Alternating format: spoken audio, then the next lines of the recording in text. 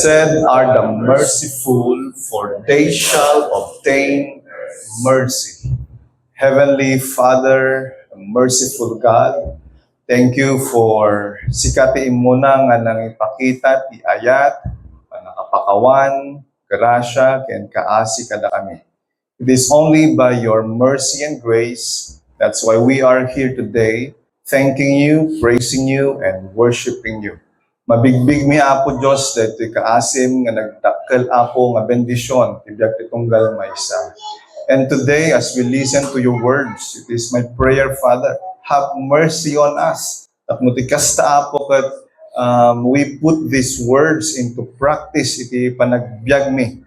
And may you see this church as a merciful church. Tulungan da kami Apo, tapno ti kasta kat masursurumi nga talaga, no ayan anya tikyat ng asawan. Dati kunkunan ti sasaom that blessed are the merciful, for they shall obtain mercy.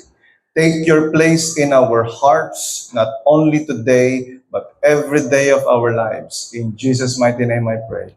Amen. Pagod tayo amin kakabsat. Ili Friday, at iti gentleman fellowship namin. Sayang, wala yung mga iba. Ganda ng topic namin. How to be strong. And we came to a conclusion na to be strong is to be soft.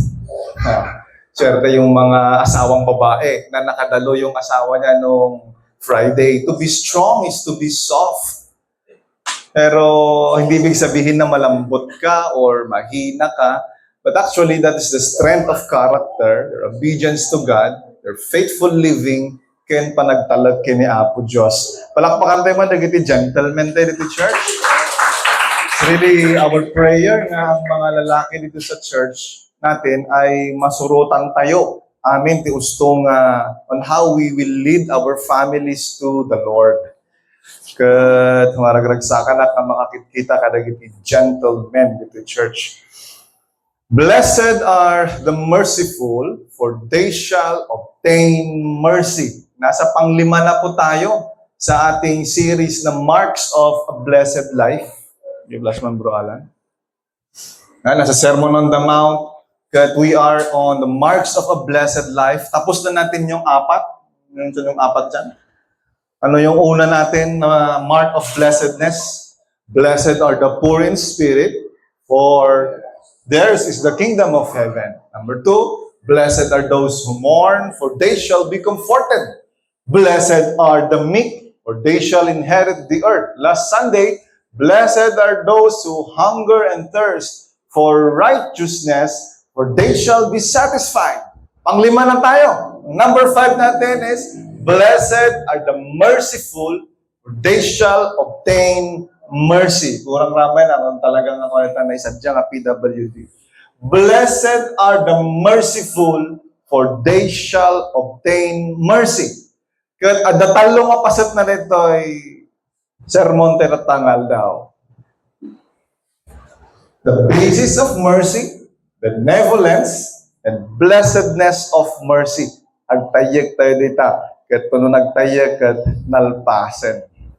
Sabi ng song natin kanina, our sins, they are many, His mercy is more. Napakagandang katotohanan. And it's true that our sins are ado-ado, tinagbasbasulan tayo, but we thank God for His mercy is more than our sins. Amen.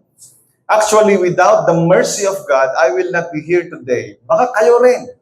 No awan ti asi, parabor ni Apo Diyos ti biyagyo, baka wala din kayo ngayong araw na ito.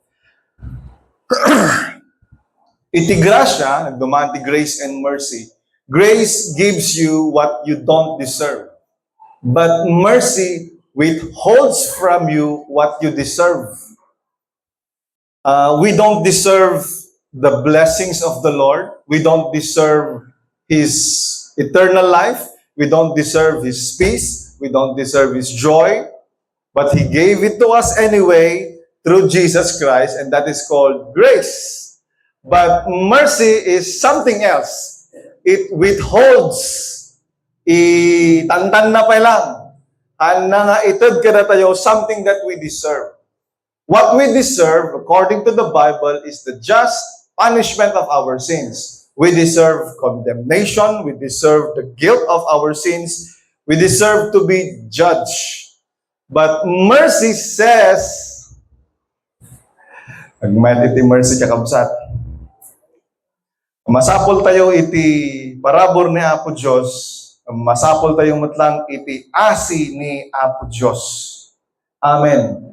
And that will be our topic today. Blessed are the merciful, for they shall obtain mercy. Basis of mercy. What is the basis of mercy? Ito iti basis iti mercy. God is a merciful God. Diyos nga nangaramid kada tayo ket manangaasi launay isuna. What is the basis of mercy? Diyos nga manangaasi kinaasyan na datayo. Amamin man nga mawat ti kaasi ni Apo Diyos kunan natin. Thank you, Lord. Yung binasa ni Mrs. kanina, yun yung first time na lineout ni Lord ang kanyang character, no asino isuna. That shock iti Diyos. I am Yahweh kunan. Exodus chapter 34 verses 6 to 7.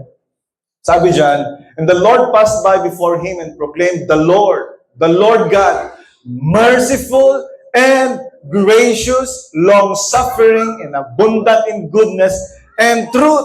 Siya ti Diyos. I am gracious and merciful. Kuna na po Diyos. And all throughout generations, daytan itinagbalin nga, yan na yung naging, kumbaga, pagkakakilanlan sa Diyos. And it's my prayer nga makita tayo nga talaga nga ni Apo Diyos ket kasta iso iti nature na, iso iti character na. Nung time na nag-confess yung mga Israel, sa time ni Nehemiah, sa Nehemiah chapter 9 verse 17, kung kumpisar na ti basol da. Ket kuran ni Nehemiah, adu tinagbasbasulan mi. Basta yaman dyan na Nehemiah 9:17. Marami kaming nagbasulan. Natangken ti ulo mi, natangken ti teltel mi. Aliaw man takaba mo nung tatangken ti teltel na. High blood dayta nung natangken teltel na. Kung kuna na, they refused to obey. Neither were mindful of the wonders that thou didst among them, but hardened their necks. Sige tayo. Mangkan ti teltel da. And in the rebellion, appointed a captain to return to their bondage. Agsubli tayo sa Egypt. But thou art a God ready to pardon, gracious and merciful, slow to anger, and of great kindness, and forsooketh them not. Amen. Tangkan ti ululo me, timangkan ti ululo me, kinaan kami nga nagtultulnog king ka. Ngam Apo Diyos, sika, you are a God of mercy. It's my prayer nga makita tayo kuman ni Apo Diyos nga kasjay. Kasi alam nyo ba, maraming nang sisira kay Lord ngayon. Sinisiraan nila si Lord. Sabi nila na mamamatay daw ang Diyos natin. Pero hindi nila alam na 100 years kinuturay ni Apo Diyos nga agbalaw dagiti Amalekites. Awan mo, alaan da dagi baby da, kat puuran da. 400 years! Nga tinitis ni Apo Diyos nga kasjay. Iso nga, didimtang ti tiyempo da, na kung na Apo Diyos, ikisatan yung amin da kita. Anyway, God is a merciful God. Ito rin ang sinabi ni Prophet Jonah. Noong, may nakakakilala po ba kay Jonah? At agad natatangkan ti ulo ng ministrumot lang. Jonah, titawag na kita. Sabi ni Lord, punta ka sa Nineveh. Sabi ni Jonah, ayaw kong pumunta dyan. So pumunta siya sa Tarsis, kinan iti tilapia. Kinan nagdakkel nga lamas. Taratanggal nga rin ti ulo na. But then sabi ni Jonah, noong hindi, nakita niya na hindi pinarusahan ni Lord ang Nineveh, sabi ni Jonah, ito na ang sinasabi ko sa iyo, Lord eh. Grabe. Ito na ang sinasabi ko eh. Alam ko na mabait ka kasi na Diyos. Alam ko that you are a merciful, gracious God who relent disaster to the people. Nagpasugnod talaga suna, matay ako! Kasi Jonah kasi, ang gusto niya, mamatay ang mga taga-Nineveh. Talagang tiket na makisat kasi mortal enemy ng mga Israelites yan. Ang gusto ni Prophet Jonah, mamatay silang lahat. Now, nung nakita niya na hindi ginawa ni Lord yung disaster sa kanila, nagpasuglo-duso na kini Apo Diyos. Kat di napaniso na at the shore ijay Nineveh, ijay igit iti city, nabuybuyaan na dyan city. At naglinong iso na iti may isang, basahan yung nagmede, naglinong iso na iti may isang paglinungan nga vine. Garamit niya Apo Diyos iti paglinungan ng vine. Kinaumagahan, dumating ang napakalaking mainit na panahon, praise God na nagtodon.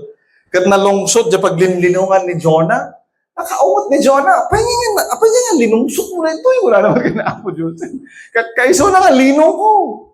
Kat ko na na Apo Diyos, Jonah, you care so much of why do you care so much about the plant? Ni hindi ikaw ang nagtanim, hindi ikaw ang nagpalaki. You care about this plant. Should I not care of the people of Nineveh? There are 120,000 people there. Hindi nila alam ang tama at mali. Should I have not pity on them? Have mercy on them? At doon nagtatapos ang book of Jonah. Question mark ni Apo Diyos kini Jonah. Nabasa ba din? Jonah chapter 4 verse 2. And he prayed unto the Lord. Yan. Ito na kasi yung sinasabi ko, sabi ni Jonah. For I knew that thou art gracious God and merciful, slow to anger and of great kindness, and repentest thee of the evil. Kita nyo?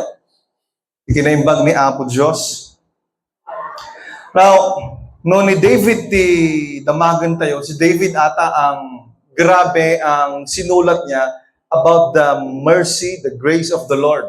Actually, merong isang chapter si David na merong 26 verses, at sa 26 verses na ito, 26 times niyang inulit, His love endures forever. Alam niyo ba yung chapter na yun? Chapter 136 yan. Meron siyang 26 verses, bawat line, ang sasabihin niya, His love endures forever. God is good. His love endures forever. He saved us from Egypt. God, His love endures forever. Kat, grabe kami dyan, naawat ni David matlang parabol nga habag galing sa Diyos. Iso ka ni David, kat grabe matlang iti panangayap na kini Apo Diyos. Hindi. Di impakita ni King David, impakita ni Apo Diyos kini King David iti structure, iti temple nga aramidan tayo dyan upo. Grabe, ha? Pakita na ko mga tayo. Pinakita ni Lord yung plano kay David. Ganito ang gawin mo. Wala na kini David. Kasi di pagbagamot ni David kini Solomon, kasi baga ni Apo Diyos, hindi ikaw, David, ang magbibuild ng temple ko. Kasi masyado ng maraming dugo ang kamay mo. Yun talaga sabi ni Lord. Kasi he's a man of war. Jay anak mo to, iti mga ramid. But you help him prepare. So nag-prepare. Idibilbilinan ni David ni Solomon, kastiti ko nun na. 1 Chronicles chapter 28, verse 10 to 11. Basaan tayo? David now, for the Lord hath chosen thee to build an house for the sanctuary. Be strong and do it. And David gave to Solomon his son the pattern of the porch, and of the houses thereof, and of the Treasuries thereof, and the upper chamber thereof, and the inner parlors thereof, and of the place of the mercy seat. Ito na, lagyan mo ng porch, lagyan mo ng inner chamber, lagyan mo ng outer chamber, lagyan mo ng vestibules, lagyan mo ng dagito, ito pagkargaan nyo, dagito ito treasuries, kastoy, layout na. But then he said, make a special place for the mercy seat. Buya ko yung mercy seat? The mercy seat is the Ark of the Covenant. Ito yung box. Ito yung, buya ba dyan? Magamunta ka ba yung among ba diyay? Sawat ang mundo yan? Mercy seat, or the Ark of the Covenant, where the presence of God dwells with men. Yung mercy seat na yon, ito yung pinaglalagyan nila. Tatlo ang laman nun. Sino nakakalam ng tatlong laman niya? Tatlong laman ng mercy seat na yon, kasla box na meron nandun yung tablet of the Ten Commandments, yung bud of Aaron, yung staff of Aaron nga nagrusing iti kwa, ibulong na, and the manna. So, at talo nga nagyan na niya. Kat above it, kat adati duwa nga cherubim sa angel nga naginapir. But then they are not looking at each other's eyes, they are looking at the mercy seat. Danto ti sermon ko, may panggap dito yung mercy seat. But then, the Ten Commandments in the mercy seat, the rod of Aaron, and the manna in the mercy seat, simbolo amin ditoy, iti rebellion dagiti Israelitas. They rebelled against the Ten Commandments of the Lord. They rebelled against Moses, their leader. They even rebelled on the provisions of God. Kanan tingnan daw, reklamo da. Ngam adda dagiti nga tallo dita at the mercy seat of God. It is covered under the mercy seat.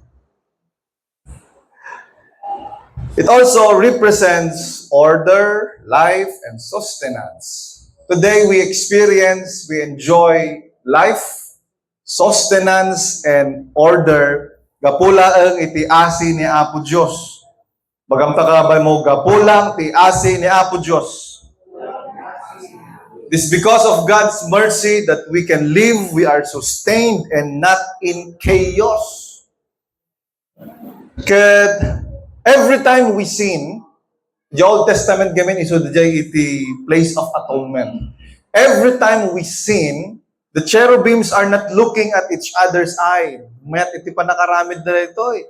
The cherubims are looking under the mercy seat, nakakastada. Di angel, katanda nga kinkinita, timatakin mata. No kitam gamin timatakin mata, kastoy ti basol mo. You treat them fairly. But the design was so magnificent, the cherubims were looking at the mercy seat. Because the law, ipukpukaw na, tinagbasulan na kita tao. But then the people, every time we sing, the angel are looking at the mercy seat. Ijay templo ni Apo Diyos, at the center of God's temple, is the mercy seat of God. Amen.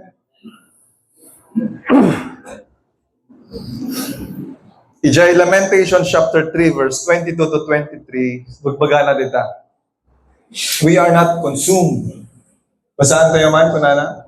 It is of the Lord's mercies that we are not consumed, because His compassions fail not. They are new every morning. Great is thy faithfulness. You know, every day we need the mercy of God.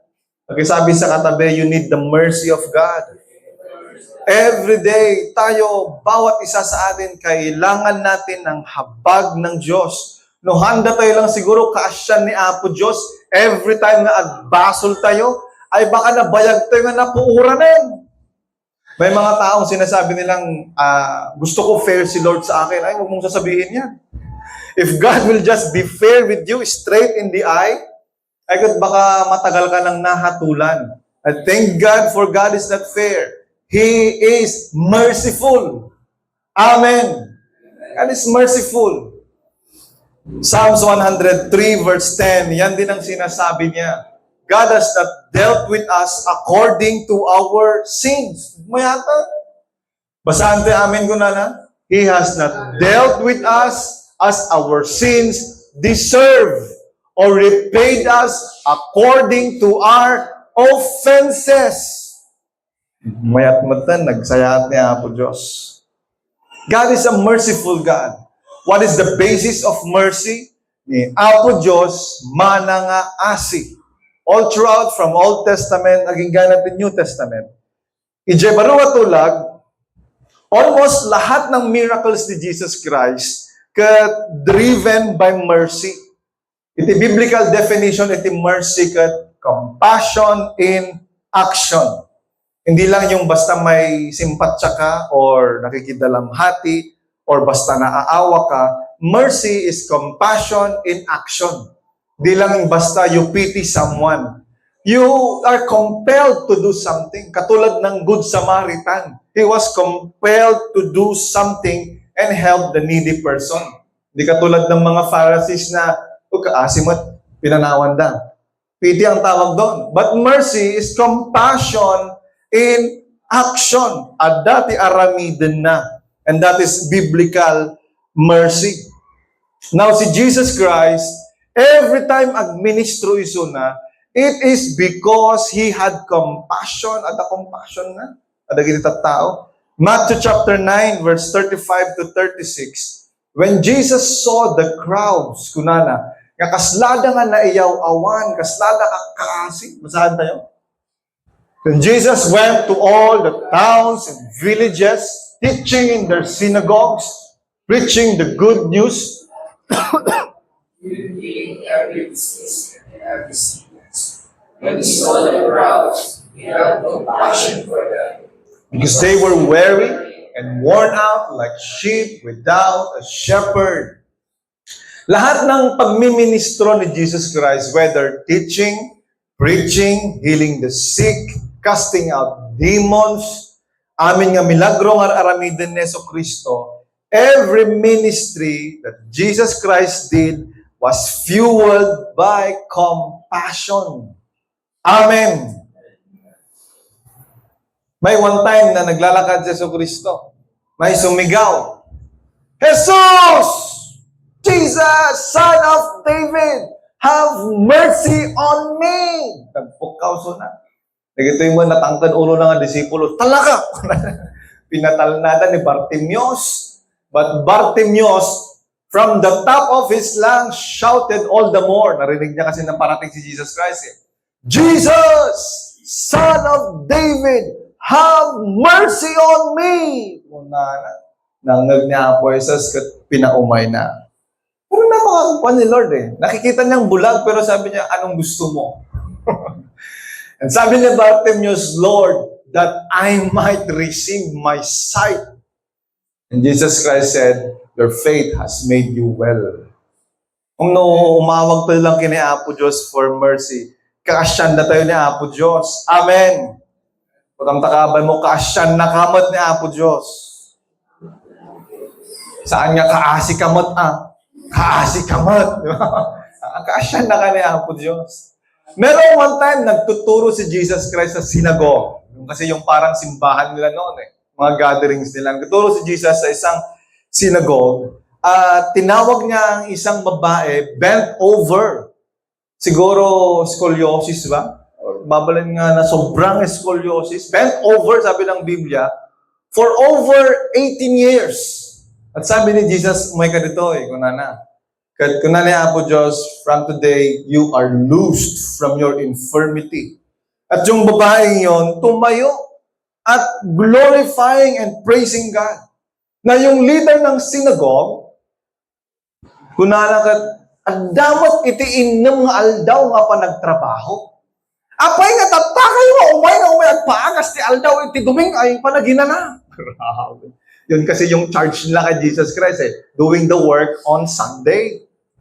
Dapat iti aldaw iti 6 days we have work. Why come? Why not come on those 6 days? Why come on the Sabbath day? Kat ko na ni Apo Diyos, hipokrito.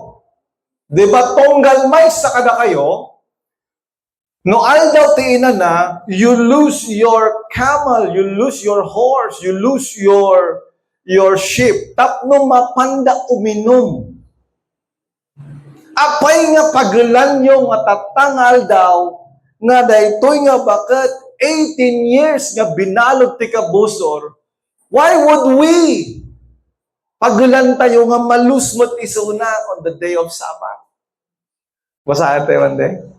Luke 13. Ganda ng listen. Kung na niya po Diyos. Luke 13 verse 16. Satan has bound this woman, a daughter of Abraham, for 18 years. Shouldn't she be untied from this bondage on the Sabbath day?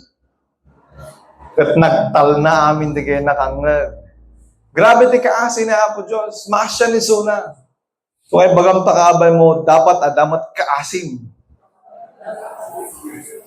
Ulitin manan, every ministry of Jesus Christ was fueled by His compassion. O basahin nyo amin. Basahin nyo, dagiti milagro nga naramid na. He had compassion. Ket at dati ministry, may paskil jay likod. Tanya jay likod. HCIM ministry leaders. At dati tunggal ministry na, daming ministry. Kasta kumamot dito yung HCIM. Amen. Amin nga ministry, amin nga aramidan tayo, should be fueled by our mercy. Because we have received this so great mercy from the Lord, we extend our hands, we extend our lives to help. Sabi nila, ang ministry na walang awa ay walang kwenta, kahit napakaganda. No, awan iti kaasi, asi iti may nga panag-ministry, awan ka no sir-servina. Now, sabi ko may mga ministry leaders dyan, if you are in the kids ministry, dapat may awa ka sa mga bata.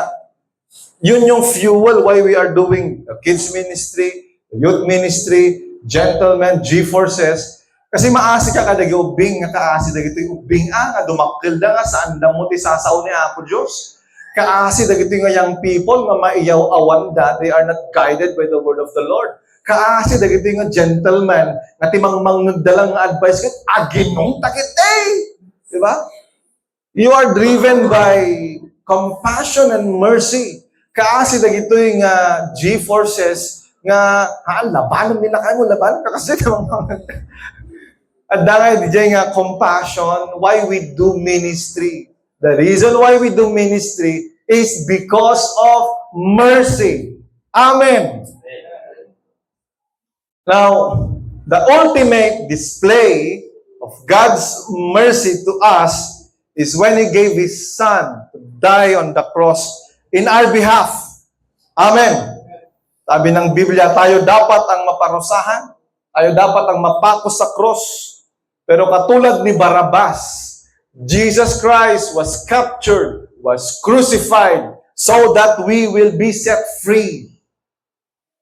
Yan ang sabi sa Ephesians chapter 2, verse 4 to 5. Basahan tayo, nagmet natin ang versikulo kakamsan. Kuna na dito, but God. Basahan tayo amin, basahan tayo yung tig-isahan tayo. Una na? But God,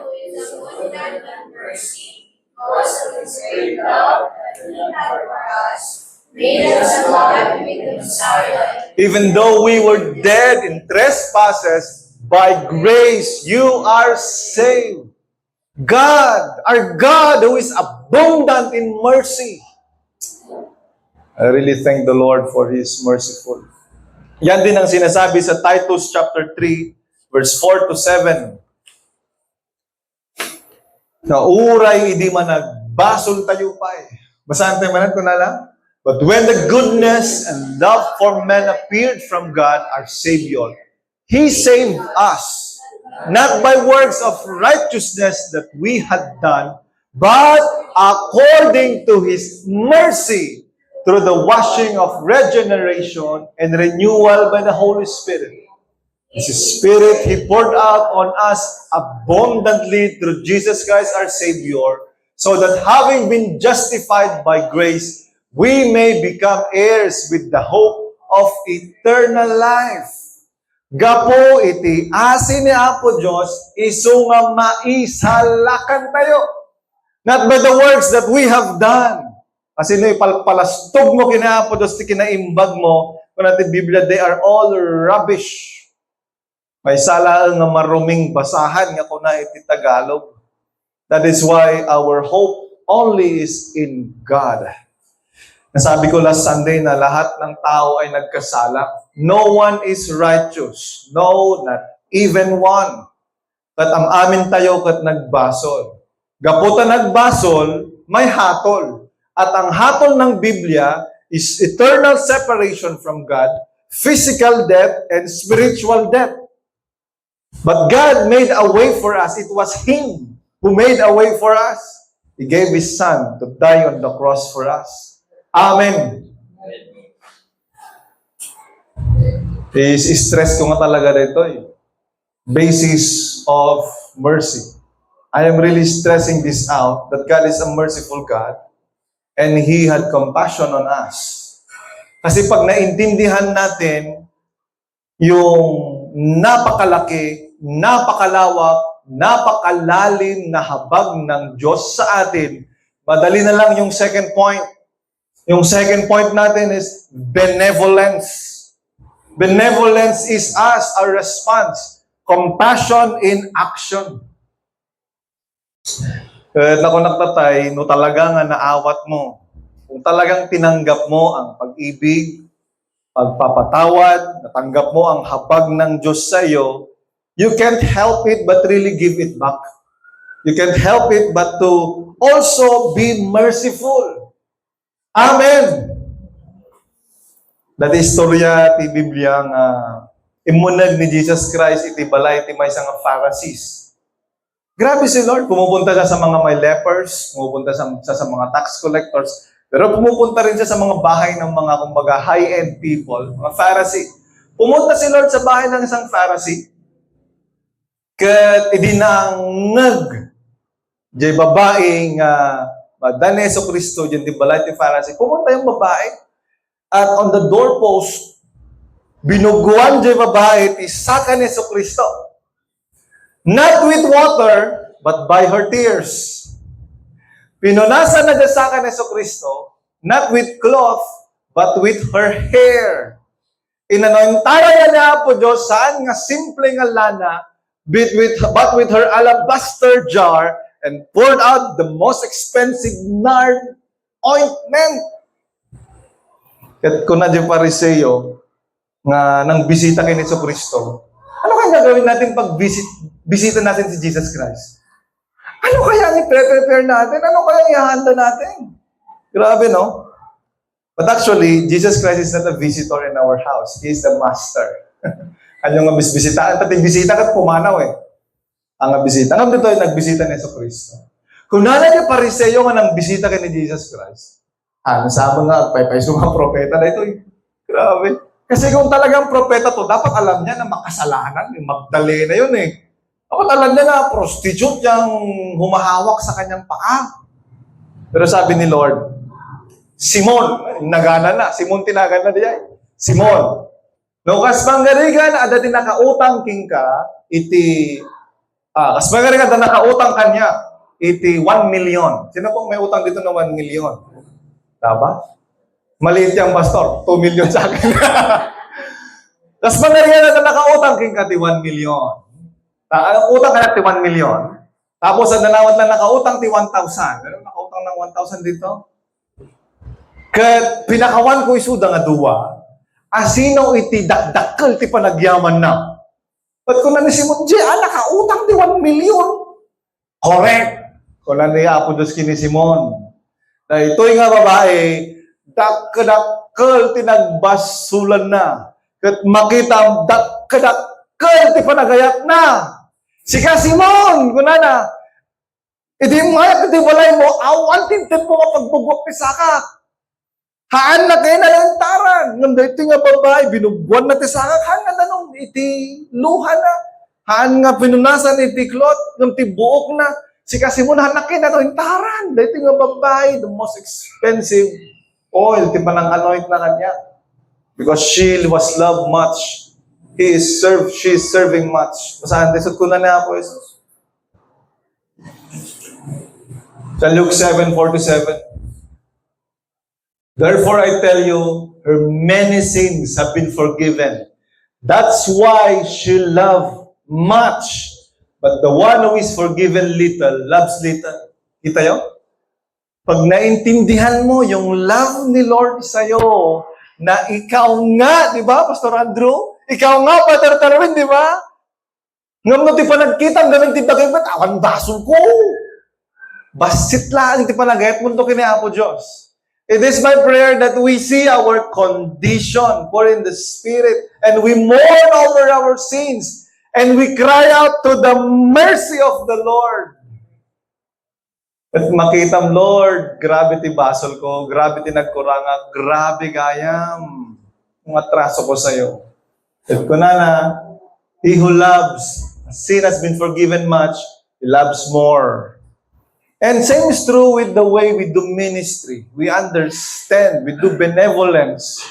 We understand na grabe iti asin ni Apo Diyos kada tayo. Grabe ti panang pakawan ni Apo Diyos king ka. Iso ano makabasol nila kay mo, wano ni bakit mo, pakawan naman. Amen? Nga pa, kasi na nagrigat ka. Mahirap atang amenan yun. Mahirap bang amenan? It is actually the basis of a good marriage also. It is ti marriage kataan nga perfect ti duwa. It is not the combination of two perfect people. It is actually the combination of two imperfect souls committing, deciding to forgive one another. Amen? Kung nagbasol nila kay mo, kung bakit mo, pakawanam. Amen? Pakawanam ata, si ka nga mismo, pinakawan na ka ni Apo Diyos. Inabswelto na ka ba? Pinakawan na tayo ni Apo Diyos. Alam mo nga, husband and wife, basol na kati ubing mo, pakawanam Basol ti ka trabaho, pakawanam Wano kapalpada tayo di istorya na Yeso Kristo nga, the wicked servant. May kwento si Lord na meron siyang servant. Pumunta sa kanya yung servant niya at sabi niya, Opo, ako na bayadan di utang mo. Hamong nga bayadan di utang mo, agbalin ka katagabo. Lahat ng kapamilya mo, you will be my slave. Kat nagtalagang nagpakaasi. Napanasan yun pati nagpakaasi, kaputi utang. Ampay lang ba? Nasubukan nyo ba yung talagang pakaasim? Andak pa lang sing-singirin. Kasi parang wala tayong mga utang Hindi kayo nakaka-relate ata. Nakaka-relate ba kayo? Alam ko na meron tayo. Posible na. Baka baliktad pa kasi yung podcast. May servant na pumunta sa Lord, sa Master. Master, forgive me. Pakaasim, pakawanan na. Sa iti utang na, 10,000 talent. 10,000 talent. Yung term nila, sinerch ko. Magkano ang value ng 10,000 talent ngayon? Kinumpute ni ChatGPT. It is $6 billion. It is unpayable. 10,000 talent. Considering na ang sahod ng isang tao sa isang araw is $100. Yun yung computation na. So, it's worth $6 billion. At kung nandiyan mo, sige, I forgive you. Grabe, ako makasaya. At yung 10 nga utang mo, sublim. Yung 10 lang talaga, pilit-pilitan na ka pa eh. Di pinagplitit ka hindi. Di ba? Talaga, palagip na pa lang. Kunana, okay, pinapawalang sala lang kita. I'm breaking our, go, wala na dyan di servant na. Ang problema tong servant na ito, nalagip na yung fellow servant niya na nakautang sa kanya. Nakautang sa kanya ng 100 denarii. 100 denarii today is like 3 months salary, nakautang sa kanya. Ng 100 denarii. Kat napaniso na dyan balay dakat, nakita na kat, kwinilyo na. Bayaran dyan na mo! Mga bayaran dyan na mo, pakulong mo siya. Actually, binugbog na, tapos pakulong na.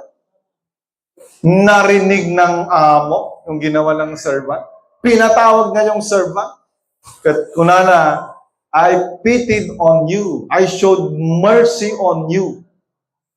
Apay nga saan mo kinaasyan di kadwang. At kung na tiliwon nyo na ito, pungwon nyo na ito, ipupukyo. Matthew chapter 18 verse 32 dita, ipagkabasahan tayo. Mat nga, kabalita subyan yung tubasahan.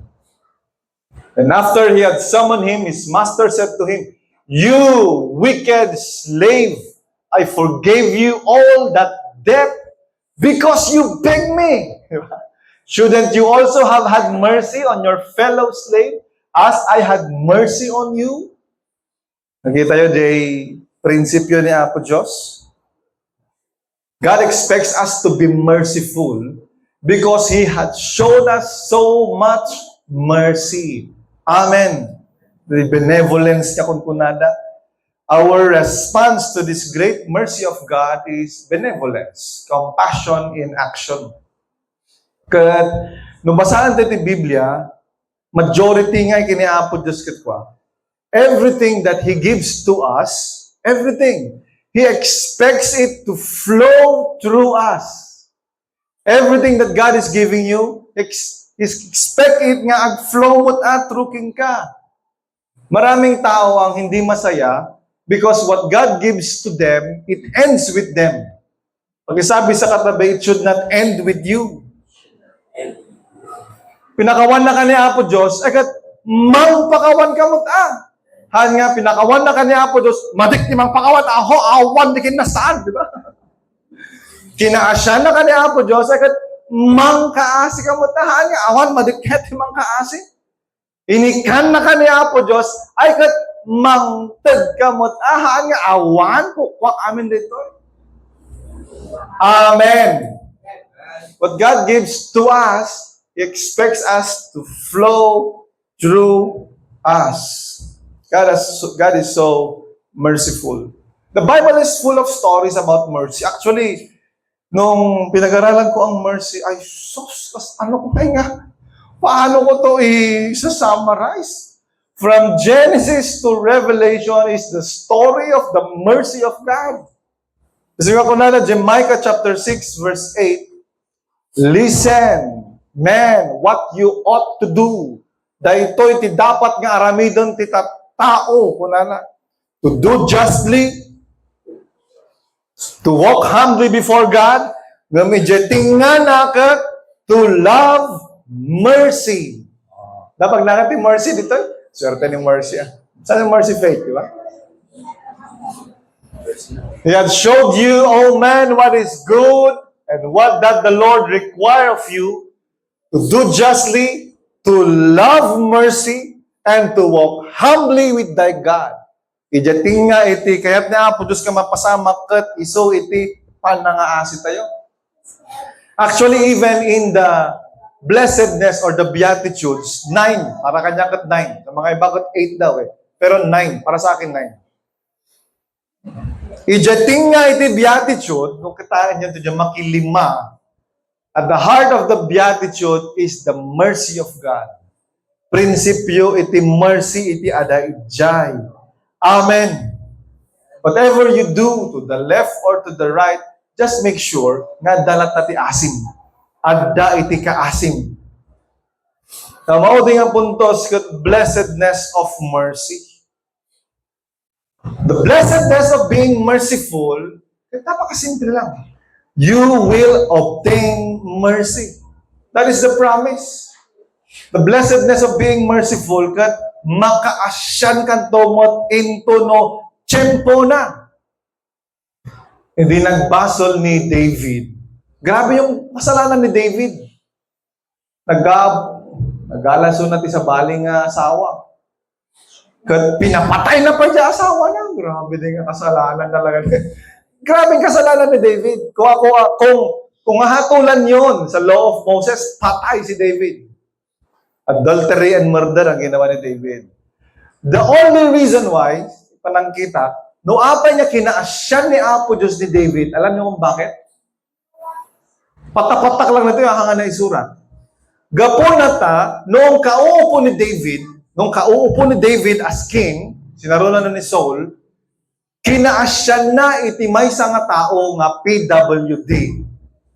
Ang amuyo no sino de jay? Ni Mephibosheth. Nga apo ko ni Saul. Iti culture da iti, patayon da amin nga lineage the previous king. Tapos sigurado nga awan ti agribol. Awan sumaruno. Ono da dagiti sumarsaruno nga kaslat tumanor nga handa kakakadwa patayon da. Now, kuna ni David, adda pa ba kabagyan na ito eh. Ni Saul. Kat kananan adda may anda apo ko na. PWD. Crippled nga mga pagna. Iuman yun dito, kuna ni King David. The people were expecting King David to kill. Ito yung ubing. Ito yung kapututan ni Saul. But David did the otherwise, kabaliktaran. Ginawa niya kay Mephibosheth, baduan nyo, gusin nyo, pakanan nyo, agyan iso na dito'y kaharian. David showed mercy to Mephibosheth. Iso nga din nagbasol mo't ni David, kinaasyan mo't lang ni Apo Diyos. That's the blessedness of mercy. When you are merciful, God will also be merciful to you. Amen. Napakisabi sa katabi, be merciful. It is my prayer that this church, hindi lang tayo makilala by our numbers. Grabe lang, dami-dami natin. Hindi lang tayo makilala by our ministries, by our programs, by our music. Naway makilala tayo na isang iglesia that is full of mercy. That people will come here because they know that they can get a second chance to become better. Amen. It is also a place where people will experience tangibly the mercy, the grace, the love, the forgiveness of God in their lives. Naway makilala ang church natin na ganon. Blessed are the merciful, for they shall obtain mercy.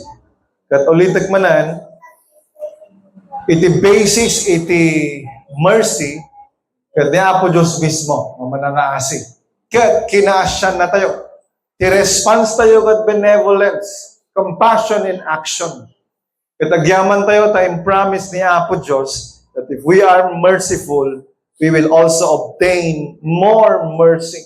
And this gives a great deal of fulfillment, joy, and satisfaction in our lives. Para dayaw tinagan ti Apo. Pato ka tamaktar ti amin kikabsa.